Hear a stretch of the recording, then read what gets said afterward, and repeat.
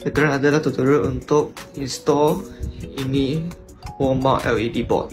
So, yang pertama, you akan nampak ini dengan ini 4 skru kat sini. So, apa yang you perlu buat, you stick ni board out dulu dan you letak kat sebelah dulu. Dan you akan nampak ada 4 lubang kat sini,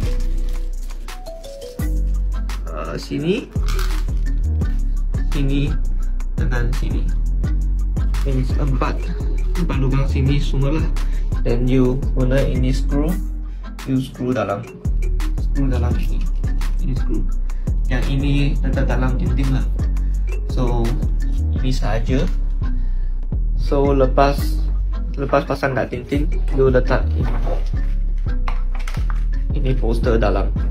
Dan ini papan you cuma klip dalam ini magnetic punya. So dia akan stick sendiri lah. Sangat mudah aja.